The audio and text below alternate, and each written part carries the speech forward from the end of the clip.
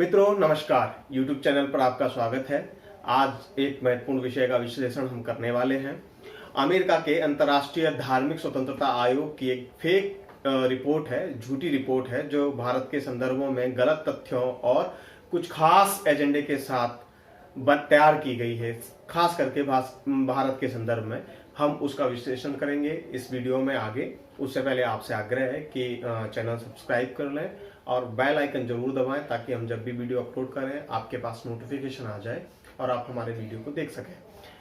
तो मित्रों, अमेरिका के अंतर्राष्ट्रीय धार्मिक स्वतंत्रता आयोग ने अपनी वार्षिक रिपोर्ट में जो भारत के संदर्भ में जो सुझाव दिया है, दावे किए हैं, वे सब कोरी कल्पना और सफेद झूठ पर आधारित है। आयोग ने भारत को कुछ खास चिंताओं वाले उन 14 देशों की सूची में शामिल करने का सुझाव दिया है जहां धार्मिक अल्पसंख्यकों पर उत्पीड़न लगातार बढ़ रहा है। दुनिया भर में धार्मिक स्वतंत्रता के मामलों में नजर रखने वाली अमेरिका की संस्था ने भारत को इस सूची में शामिल करने के लिए जो तथ्य और कथ्य जुटाए हैं, वे सब के सब शुद्ध तौर पर काल्पनिक हैं और किसी एजेंडे से प्रेरित लगते हैं। आयोग की उपाध्यक्ष नेंडिन माएजा ने कहा, भारत के नागरिक संशोधन कानून और एनआरसी से लाखों भारतीय मुसलमानों को हिरासत में लिए जाने, डिपोर्ट किए जाने और स्टेटसलेस हो जाने का खतरा है। अब दोस्तों, ये कल्पना नहीं तो क्या है, हाइपोथेसिस ही तो है। जो हुआ नहीं उसके बारे में चिंता व्यक्त करना कि ऐसा हो जाएगा।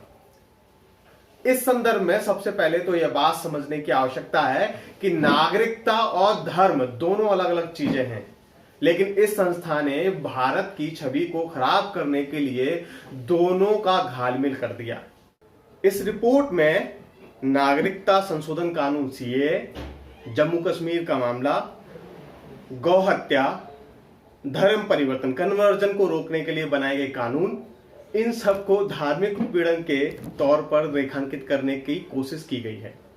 और तो और श्री राम जन्मभूमि प्रकरण में सर्वोच्च न्यायालय के निर्णय को धार्मिक अल्पसंख्यकों के विरुद्ध उत्पीड़न से जोड़कर आयोग ने अपनी मर्यादा का उल्लंघन किया है। भारत के सर्वोच्च न्यायालय के निर्णय को सांप्रदायिक चश्मे से देखकर अमेरिका की संस्था ने अपनी नासमझी और मानसिक क्षुद्रता का ही परिचय दिया है। अमेरिका की संस्था की भारत के संदर्भ में यह राय साफ तौर पर उन लोगों के बयानों और लेखों के आधार पर बनी हुई दिख रही है जो भारत की छवि को खराब करने के षड्यंत्र में शामिल हैं। यदि हम पूरी रिपोर्ट को पढ़ें तो यह साफ समझ में आता है कि यह किसी शाहीनबाग के प्रेमी के द्वारा लिखी गई रिपोर्ट है। वास्तविकता यह है कि नागरिकता संशोधन कानून का किसी भी प्रकार का कोई भी लेना देना भारत के धार्मिक अल्पसंख्यक नागरिकों से नहीं है। इस कानून से भारत के अल्पसंख्यकों का उत्पीड़न होने की कोई गुंजाइश ही नहीं है, बल्कि यह तो धार्मिक आधार पर उत्पीड़न का शिकार हुए हिंदू, बौद्ध, सिख, जैन, ईसाई उन समुदाय के बंधुओं का संरक्षण करने वाला कानून है। दुनिया जानती है कि पाकिस्तान, बांग्लादेश, अफगानिस्तान में गैर मुस्लिमों के साथ किस तरह के अत्याचार किए जा रहे हैं। इन देशों से अपनी जान बचाकर भारत में शरण लेने के लिए आए धार्मिक अल्पसंख्यकों के स्वाभिमान के साथ जीने का अधिकार देने का सराहनीय कार्य भारत सरकार ने किया है। और अमेरिका की इस अंतर्राष्ट्रीय धार्मिक स्वतंत्रता आयोग को इस कानून के लिए भारत सरकार की प्रशंसा करने की जगह उसको आपत्ति है। एक ऐसे कानून से जो धार्मिक अल्पसंख्यकों को जीने का, स्वाभिमान के साथ जीने का अधिकार देने वाला है। गजब है। वहीं राष्ट्रीय नागरिकता पंजीयन के मामले को देखिए तो एनआरसी किसी भी देश का संवैधानिक कार्य है। नागरिकों और घुसपैठियों की पहचान देश की सुरक्षा और संप्रभुता से जुड़ा मामला है। इसका भी संबंध भारत के अल्पसंख्यकों से नहीं है। एनआरसी के जरिए किसी को भी धार्मिक आधार पर डिपोर्ट करने या नागरिकता से बेदखल करने का कोई नियम नहीं। एनआरसी में कहीं नहीं लिखा कि इसके जरिए धार्मिक अल्पसंख्यकों को देश के बाहर निकाला जाएगा। हैरत है कि अंतर्राष्ट्रीय संस्था को इतनी सी बात समझ में नहीं आ रही और उसने धर्म और नागरिकता को आपस में, उनका दोनों का आपस में घालमेल कर दिया। इसलिए भारत सरकार ने उचित ही प्रत्युत्तर इस संस्था को दिया है। भारत के विदेश मंत्रालय ने न केवल आयोग की रिपोर्ट के दावों को खारिज किया है, बल्कि यह कहकर भी स्पष्ट कर दिया है कि अमेरिका की यह संस्था पहले भी भारत के संदर्भ में इस प्रकार के अतार्किक और बेबुनियाद आरोप लगा चुकी है। लेकिन इस बार इस संस्था ने अपनी हद ही पार कर दी है। बहरहाल इस झूठी रिपोर्ट और उसके फर्जी दावों के विरुद्ध आयोग के ही 2 सदस्य भारत के पक्ष में खड़े हैं। यह हमारे लिए संतोष की बात है। आयोग के 9 में से 2 वरिष्ठ सदस्यों गैरी एल्वर और तेंजिन दोरजी ने रिपोर्ट में से अपनी असहमति जताई है और कहा है कि भारत दुनिया का सबसे बड़ा लोकतांत्रिक देश है। उसे चीन और उत्तर कोरिया जैसे एकाधिकारवादी शासनों के साथ नहीं रखा जा सकता। कमिश्नर गैरी एल्वर ने तो अपनी रिपोर्ट में दावों के प्रति असहमति जताते हुए अपने नोट में लिखा है, भारत को CPC country on particular concern सूची में रखे जाने के बारे में मैं अपने साथियों से अलग राय रखता हूं। भारत कम्युनिस्ट चीन देश की तरह नहीं है जो सभी धार्मिक विश्वासों के साथ युद्ध लड़ रहा हो। भारत दक्षिण कोरिया की तरह भी नहीं है।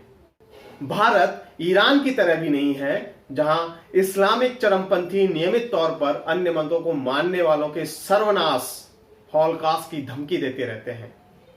मुझे विश्वास है कि भारत सदैव धार्मिक स्वतंत्रता के साथ अन्य प्रकार की स्वतंत्रताओं के साथ खड़ा रहेगा। इसी तरह तेंजिन दोरजी ने अमेरिकी आयोग की रिपोर्ट पर अपनी असहमति में लिखा है, भारत एक प्राचीन देश है जहां प्राचीन काल से ही विभिन्न मत विश्वास को मानने वाले लोग एक दूसरे के अस्तित्व को स्वीकार करते हुए एक दूसरे का सम्मान करते हुए रहते आए हैं। भारत ही वह देश है, बड़ी महत्वपूर्ण बात है जो उन्होंने कही है, सुनिएगा। भारत ही वह देश है जहां तिब्बती शरणार्थी आनंद के साथ रहते हैं।